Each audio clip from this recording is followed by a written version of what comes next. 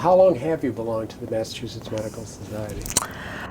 Oh, I have to think about that. I think I moved to Massachusetts in 1975 when I finished my training, and because I trained in the Midwest and the West Coast, and I moved here in '75 to join the faculty at Tufts. It was that time Tufts New England Medical Center. So I think I joined in '76. It's somewhere between 75 and long time. In your experience, how has the society changed? Well, I think I'd like to talk first about how it hasn't changed. Okay. It hasn't changed in the sense that I think the medical society is a very important and strong voice for the physician. And I think that I've watched that evolve over the years, but I think that role is a very important one. I think during the time, from the time I first joined to the time I was president, I saw the rise of the influence of the specialty societies. And one of the issues as a president, you're always concerned about increasing membership. And we did for example, joint billing and a discount from the AMA if you join Mass Medical and the AMA. So we were able to actually add quite a few members the year I was president because of that concession by the AMA to allow us to do joint billing with a discount. So it helped both the AMA and Mass Medical. But there was a lot of consternation at that time because of the rise of the influence of the specialty societies. So that's a big change. And the medical society had to think about how to continue to attract physicians across specialties, because I think the strength of Mass Medical and to some extent the AMA is that you're the voice of the physician irrespective of what your specialty is, because there's a professionalism that I believe needs to be represented over and above whatever the generic specialty issues are. Right. And the specialty societies, I think, are advocating so strongly for their specialties that sometimes it's to the exclusion of other specialties. Correct. So an important point, and again, this gets at the role of the professional society in setting the tone for the practice and in representing us in health policy to the legislature. Okay, and as far as changes within the organization? Well, I think that the organization had experienced quite a bit of growth. I think there were over 20,000 members when I was president, if I'm recalling correctly. Somewhere around there. We're close to 20,000. We're approaching that, and I know we're more now.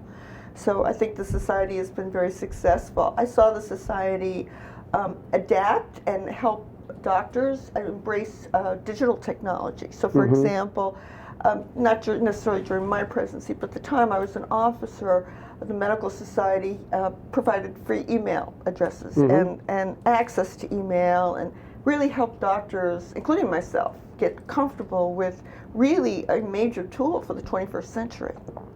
And I think that brings up another issue, which is that there's so much to learn in medicine.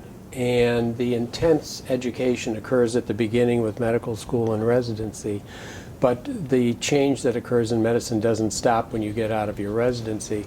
And in addition to that is the fact that there are issues that are sort of on the periphery, computerization and building a certain literacy with electronics or health policy, which is something that generally doesn't get touched upon in a residency, but certainly affects the life of every physician.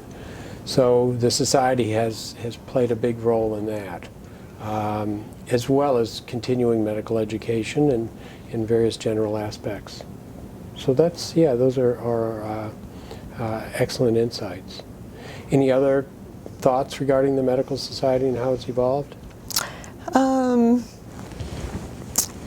I think the medical society, again, I can only speak to my time as an officer, which was 12 years, that the relationship and the work at the AMA and having some voice at the national front was excellent.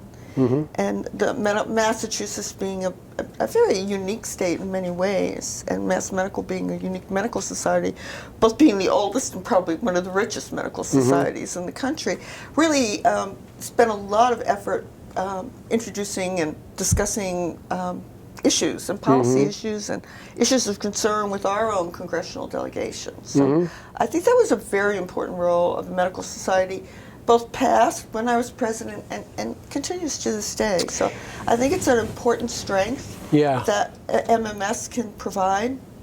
So I'm thinking now about the time you were a member, and it occurs to me that you were a member in the span of time in which the Massachusetts Medical Society went from essentially supporting the New England Journal of Medicine to the New England Journal of Medicine supporting the Massachusetts Medical Society, because that transition occurred in the late 70s and early 80s.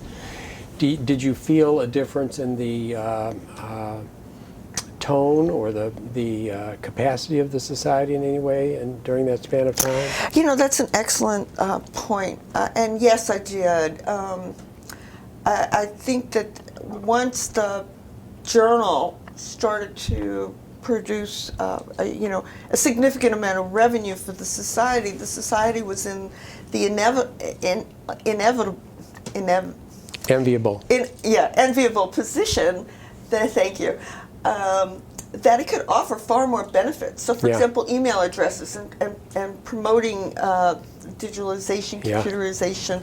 So I think if I recall correctly, and I may be off by a few $100s, we basically charged a few $100s for dues and got $1,400 worth of benefits during the time I was president. I did a lot of salesmanship, obviously. But so that was a great deal. Yeah. And we were able to build this beautiful building. So there were just a lot of things that owning the New England Journal and that becoming really a revenue stream for the society allowed us to do that other medical societies couldn't do or had to charge much higher dues. Right. So, and certainly the New England Journal is a big, having a subscription as part of your membership is a big draw also, particularly for people like myself who want to stay on top of policy issues, because the journal has not only great science and clinical trials research, but it has a lot of very thought-provoking, cutting-edge policy pieces that, you know, for someone like myself with a big interest in health policy, it's a must-have. Now, you mentioned that you'd been an officer for 12 years. Most of us had been officers for 3, but you preceded your time as vice president and president-elect and president by a time as treasurer and assistant treasurer. So you had that experience under your belt as well. Any comments regarding that experience? No, I worked myself up from the bottom. Right, and became very familiar with the finances. Yeah, I became very familiar with the finances, and I became very familiar with the organization. I was able, having been a board member that long, I was able to see how things worked. I think it served me well. Absolutely. You know, I'm actually a student of organizational behavior. Right. And I've worked in a lot of different size and type organizations, and it was very helpful for me to see the things that worked and didn't work with prior presidents. Yeah. Okay. And that wisdom benefited you. What sort of things would you have changed, or did you change when you were You know, I don't think I changed much. One of the things I did do is I promised when I did my inaugural speech that I would visit every district, which I did.